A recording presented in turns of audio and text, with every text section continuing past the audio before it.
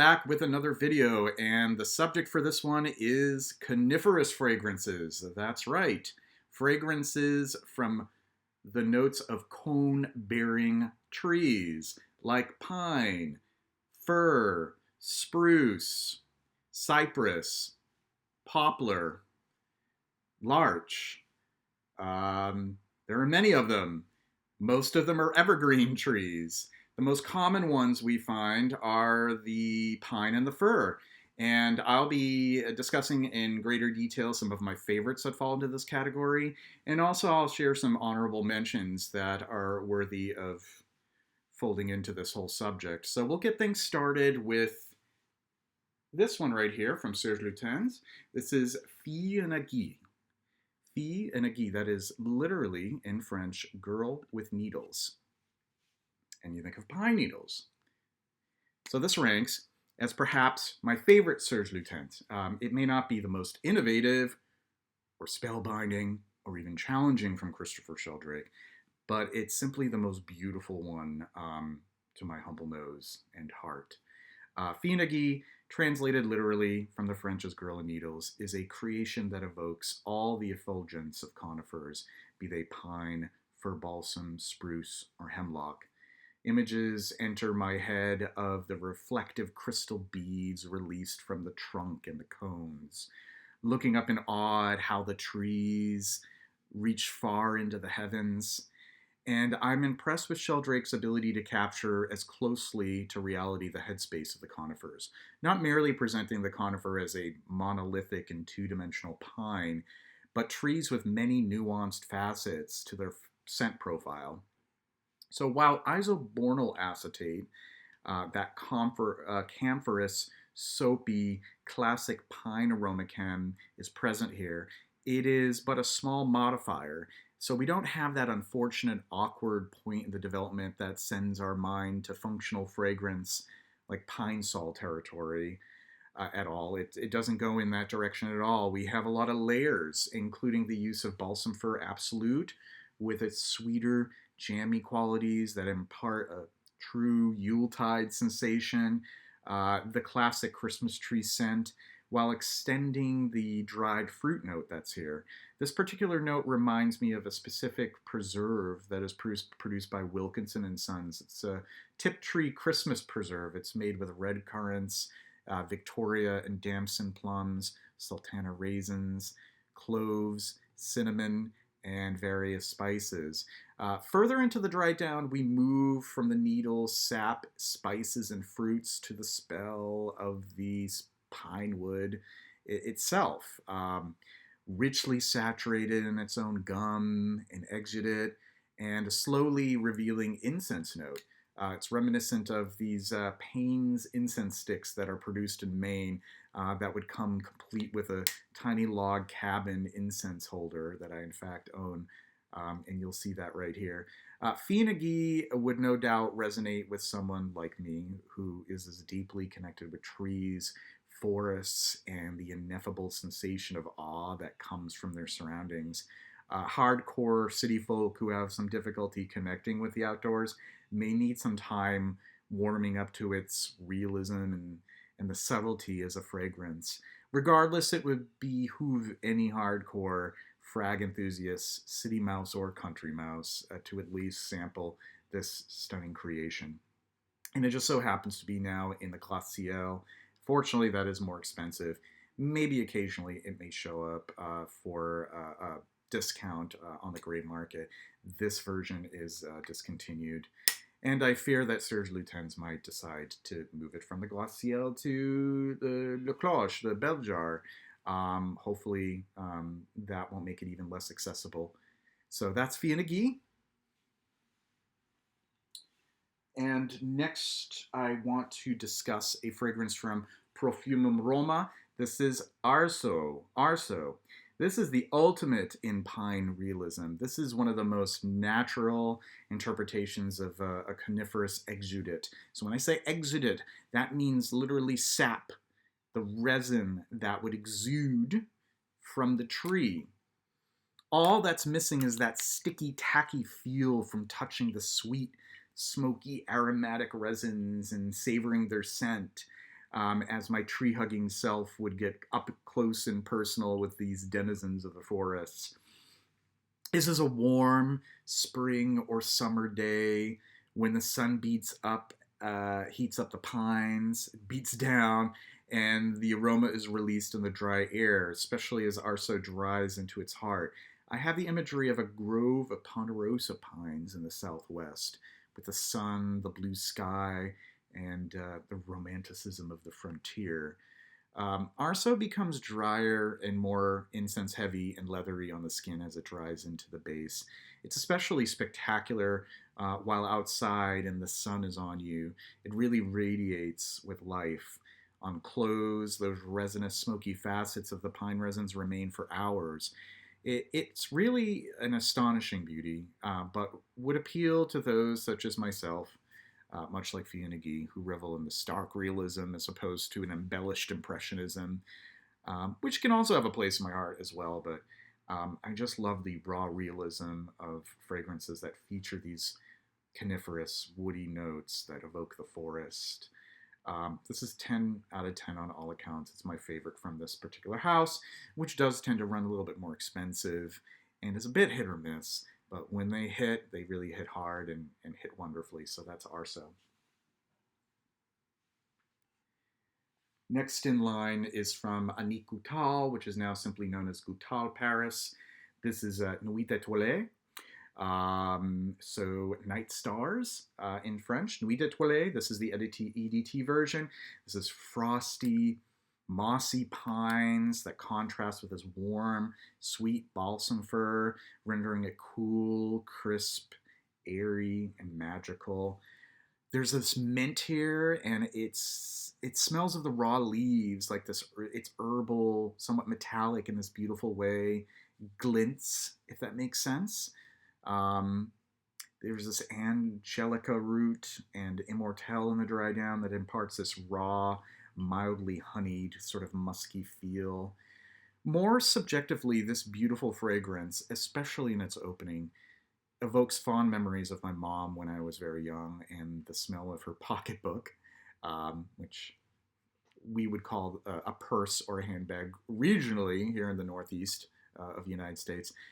I recall the smell because I love digging into her stationery with which to scribble or draw, or to look for look for a sweet or a piece of chewing gum. And for example, she would often have Wrigley's double mint gum. So this smell that would come from her pocketbook would be this combination of the double mint gum and its shiny wrapper, the traces of her perfumes, her cosmetics, the leather of her bag, even the ink from these Papermate pens that she had they were erasable ink and they'd have the eraser on the cap. So we lost her. It's been almost 10 years ago. So to have a fragrance that conjures up such a personal scent memory associated with my mother lends even more magic to Nuit, Etoilée. I'm truly happy to have this in my possession. Onward to a selection from L'Artisan Parfumeur, and this is Fou d'Absinthe. This is something that feels tweedy to me. It feels sort of bookish and wise. It's like a sweater with a collared shirt, corduroys, a pair of Clark's shoes, and a flat cap, which is kind of my style. The opening truly is terrific. So it's thujonic. I've mentioned this before in live streams, perhaps in other videos. Thujonic.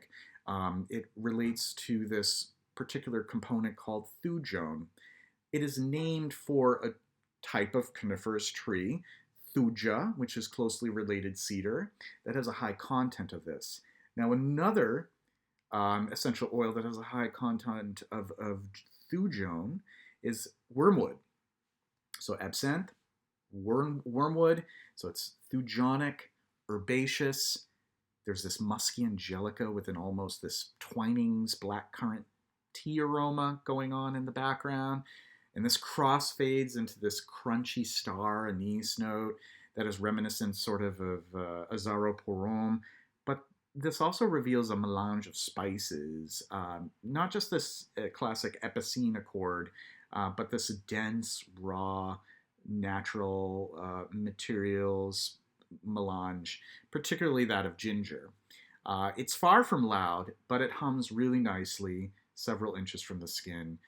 It is here where the absinthe sensation comes all together for a good while in the heart. And then as it dries down, it gets ever more coniferous with a patchouli and incense that stirs and undulates. And I find this stirring and undulating quite sensual, at least in my opinion.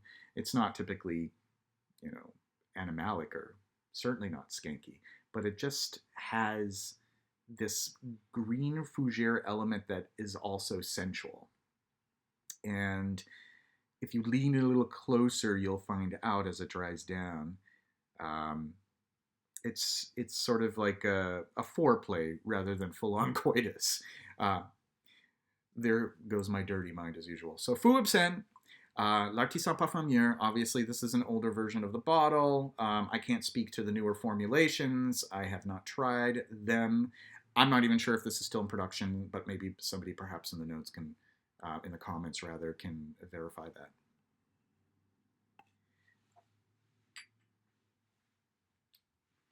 I now want to share this one from Diesol, 2014. That's the name of the house, Diesol, and it's called Terram. So this immediately conjures up the headspace of a coniferous forest and the undergrowth below, including the sweet sap of understory deciduous trees as well. There's this autumnal fading of vegetation that I sense as well, and the needles, the dry needles or the pine straw, the cones that carpet the floor. I recognize a smell as being that of this particular base that is produced by Robertet called Bois de Lin base, and it's one of my favorite bases in my own collection of perfumers materials. It is a co-extraction of French pine resinoid and Virginia cedarwood oil, and its scent profile consists of fruity berry blackcurrant facets, balsam fir, suggestions of spruce tips, and the scent of gold pine straw, those fallen pine needles. So I'm convinced that the perfumer has used it, but if she didn't, whatever accord she created here is just as utterly heavenly. This is anchored by a patchouli and benzoin forward amber that further amplifies this effect, feeling damp, almost peaty, reminding me of the childhood exploration of decaying stumps and looking up to see the tall eastern white pines reaching up into the heavens like sacred spires. Terram has a meditative quality to it. Its melody is that of nature itself in earnest, not a sketch or a cartoon or a caricature. It truly feels like an ode to the woods, from the treetops to the ground in which the roots reach for, far and deep, with thousands of miles of mycelium interwoven in an impossible to fathom network of communication. It nods in reverence to the forest as our primeval home, while never feeling like treacly adulation. It feels steady, warm, and confident in its strides. It's the great blue heron of the marsh rather than the shrieking red-tailed hawk. It's a slow burner, and once all the resins and coppice and earth recede, what's left is the bare, dry heartwood of the surrounding trees, with these whispers of the future saplings germinated in tomorrow's forest cathedral. It is at that time that I look forward to wearing Terram all over again. And we revisit the top notes and go through the cycle. It's a lovely one. It's a house worth looking into. And the next one that I want to talk about in detail is this one from Les Indemoables. This is Oriental Velour. So pay close attention if you are drawn to raw, earthy, bitter, medicinal elements in scent. And I'm really drawn to scents like that. So if the smell of mushroomy, astringent myrrh resin with no gussying up with vanilla, or if spruce tips tea delights you, have you ever tried that? If not, and you like coniferous flavor, it's wonderful stuff. This is going to be something that really appeals to you if any of that sounds good to you. So does a walk in the woods appeal to you more than a busy street? Where are my people who closely examine mounds of moss, marvel at the beauty of the fruticose lichens that grow from the boughs of the trees? By the way, if you see a lot of that growing, you know that the clean air abounds. So Oriental Velour, which now I believe is labeled Velour d'Orient, reveals the truth that the sacred isn't always pretty, but it smells, can sure set one's senses adrift. It opens with the synergy of myrrh and jasmine, but revealing their aromatic as well as their fungal aspects, curiouser and curiouser, while all of its voluptuousness collapses dramatically into this spruce thicket. So there's these conifer terpenes, those top notes, whoosh. And now there's this myrrh synergizing with the spruce oil, this beautifully cool bite in the heart, and it's softened only by the slightest vanillic undertones. I get images of an alpine loft in late winter, almost spring, and that stark quiet from the snow dampening all the sound. I am just below the tree line. Then there comes some warmth. A hearth is kindled, and this is where the myrrh synergizes with the vetiver. It all comes together like a puzzle, and this is the feeling of unadorned nature, a perfume that defiantly resists perfume tropes, but somehow has a coziness and comfort that refutes its apparent initial rough edges. It's absolutely brilliant. And underrated as far as fragrances from Les Indemoables. A lot of others get a lot more attention than this one, but I think that this is one that is worthy of merit. And yeah, if this sounds good to you, definitely sample it. I know it's a somewhat expensive house, but there are some real gems.